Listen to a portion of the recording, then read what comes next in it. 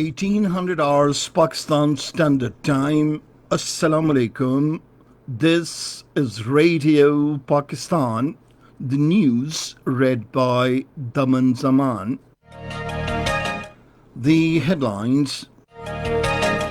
The Prime Minister has directed the authorities concerned to ensure transparent and impartial investigation into the Karachi plane crash incident. Imran Khan, in his address today to a virtual event on financing for development in the era of COVID-19 and beyond, will share his vision on possible ways to address the debt issue. Emergence of 2,076 new infections has taken the nationwide tally of coronavirus to 61,227, while the death toll stands at 1,260, with 36 new deaths reported during the last 24 hours. Yawm-e-Takbir was observed today to commemorate the historic nuclear tests conducted by Pakistan on this day in 1998.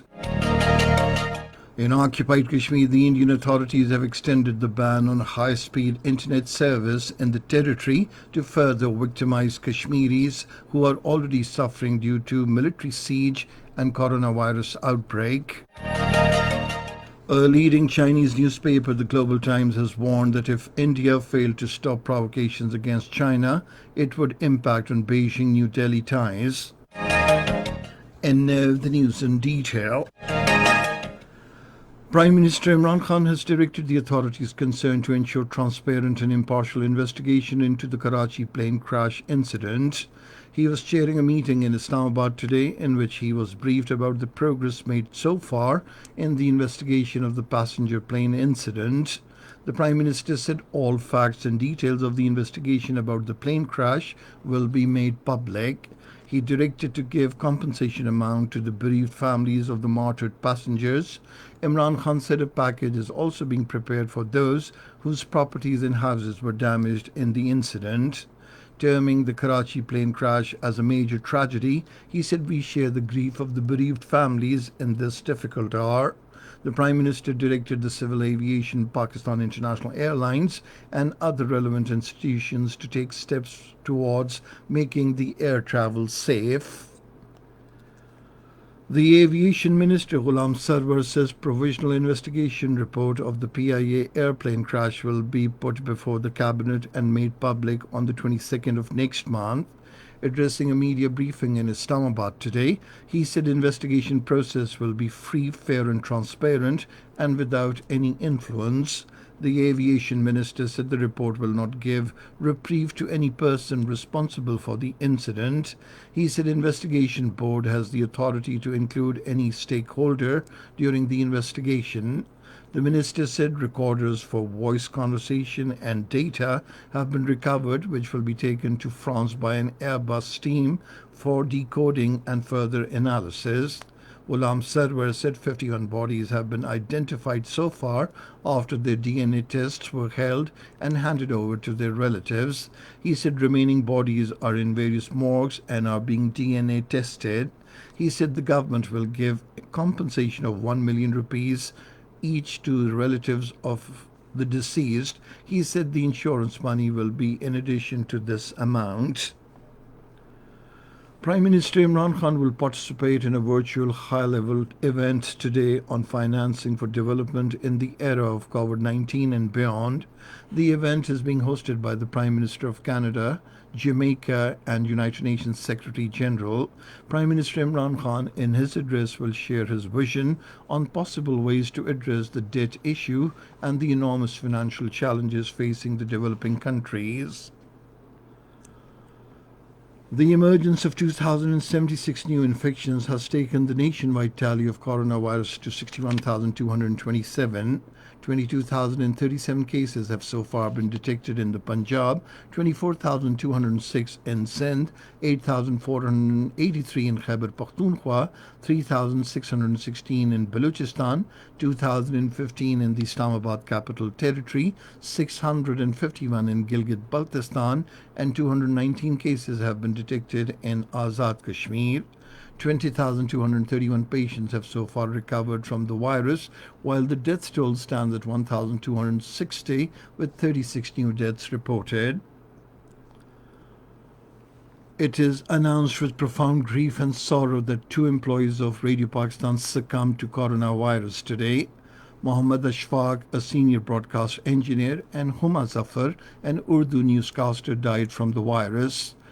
Mohammad Ashfaq was a regular employee of Radio Pakistan and known for his competence and dedication to technical work. He was a very humble and friendly person. Huma Zafar was a contractual newsreader and has been reading national news bulletins in Radio Pakistan for the last 2 decades. She was a well-educated lady and did her PhD in psychology from abroad. She was also attached with Bukarunissa Girls College, Rawalpindi, as a senior faculty member.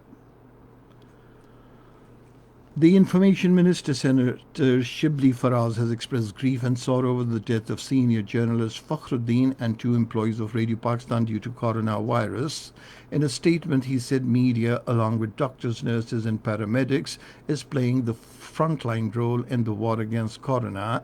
The minister paid tributes to those martyred in the line of duty.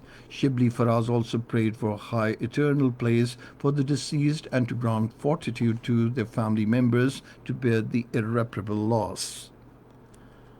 The President has summoned the session of the Senate on the 5th of next month. This is Radio Pakistan. Yawm-e-Takbir was observed today to commemorate the historic nuclear tests conducted by Pakistan on this day in 1998. The nuclear explosions, which were conducted in self-defense to respond to India's aggression of nuclear tests, made Pakistan's defense invincible. As a result, Pakistan became the first nuclear power in the Muslim world and the seventh in the world. The Minister for Information and Broadcasting, Shibli Faraz, says Pakistan's nuclear arsenals are guarantor of safety and security of the country and its people. In his tweets in connection with Yawm-e-Takbir being marked today, he said it was on this day when the country got the distinction of becoming the first nuclear power of the Islamic world. He said national dignity and security is supreme for us, and the nation is united for the defense and development of the country. The Information Minister said there are efforts and hard work of a generation behind making Pakistan a nuclear state. In occupied Kashmir, the Indian authorities have extended ban on high-speed internet service in the territory to further victimize the freedom-loving Kashmiris who are already suffering due to military siege and coronavirus outbreak. An order issued by the Home Department of Occupied Kashmir said gag on internet connectivity would continue until further orders. Narendra Modi-led fascist government in New Delhi had suspended the internet and mobile phone services in occupied Kashmir on 5th of August last year when it revoked the special status of the territory and placed it under a lockdown. Meanwhile, 48 rights groups from different parts of the world, including the American-based Human Rights Watch, in a letter to the World Health Organization, urged the world body to impress upon India to restore internet access in Kashmir. The rights groups informed the World Health Organization that residents in Jammu and Kashmir are unable to access information about COVID-19 due to the restrictions of high-speed internet access. A leading Chinese newspaper, the Global Times, has warned that if India failed to stop provocations against China, it would impact on Beijing-New Delhi ties and may even exceed the sort of intensity of Doklam standoff. The newspaper, which comments on international issues from a nationalistic perspective, reported today that unlike previous standoffs, the latest border friction was not caused by accident but a planned move of New Delhi. It said India has been clearly and definitely aware that the Galwan Valley region is a Chinese territory, but despite that, since early May, it has been crossing the boundary line into the region. The Indian soldiers have also deliberately instigated conflicts with their Chinese counterparts. And finally, the weather. Hot and dry weather is expected in most parts of the country, while very hot conditions will prevail in central and southern districts during the next 12 hours. However, dust-raising winds and isolated thunderstorm with rain is expected in Kashmir, Punjab, Khyber Pakhtunkhwa, and northeast Balochistan during evening and night hours. And that is the end of this news bulletin. For more news and analyses, log on to our website, radio.gov.pk, and you can also watch the live video streaming of our bulletins on the link facebook.com/Radio Pakistan News Official.